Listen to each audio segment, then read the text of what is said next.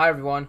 Before we begin the video, I just want to let you know that this is the 6th video in this Python course I'm doing for children aged 10 to 16. I will be teaching students how to code in Python in an easy and fun way. To check out the previous videos, click the banner on the top right corner or check the video description below. I hope you enjoy.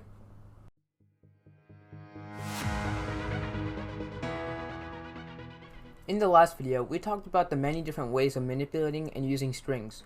While it is super important to know how to use strings, it is also important to know how to use the other data types. In this video, we will learn about manipulating integers and floats.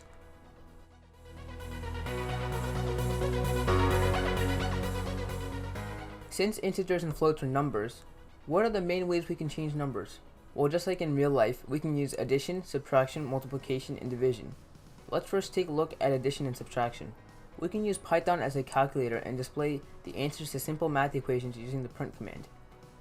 To add, use the plus signs. And to subtract, use the dash symbol. Remember to not put quotation marks since these numbers are integers, not strings. Although the plus sign may look like a concatenation, it is not at all since it is using integers. Concatenations are only for putting variables and strings together, not integers. We can assign an integer to a variable and mess with that variable. Let's say your age to the variable age. Next, print the variable age in a string that signifies that a year has passed. I'm going to practice using an F string and a multi-line string that we learned in the last episode.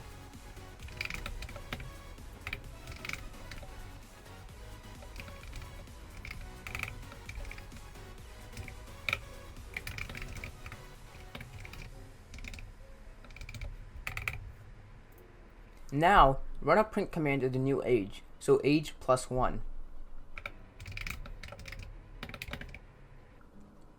Now hit run and we should see our command executed properly.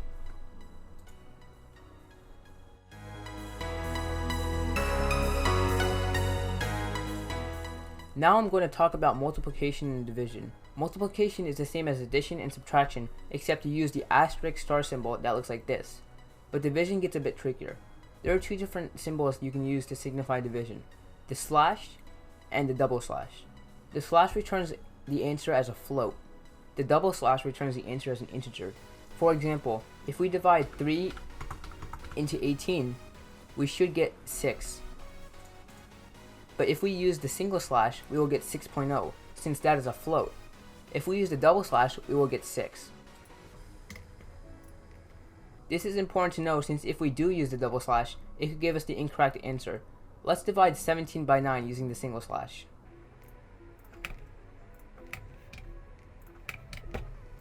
We should get 1.8888, which is very close to 2.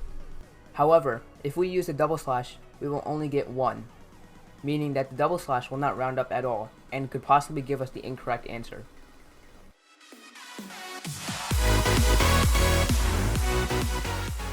The last two arithmetic operations are the remainder and exponent commands.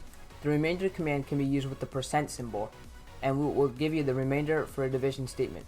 For example, the number 3 goes into 5 one time but leaves a remainder of 2. If we were to execute this 5 divided by 3 using the remainder command, we should get 2, which is the remainder. The last command I will teach you about is the exponent command.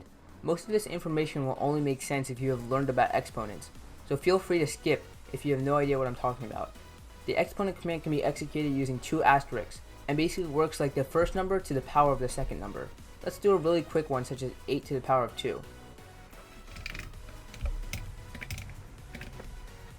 We should get 64, because 8 squared is 64.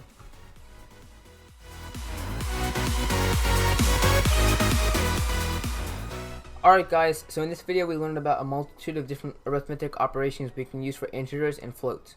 In the next video, we will learn about receiving input from the user. Stay tuned for the next video, but until then, goodbye.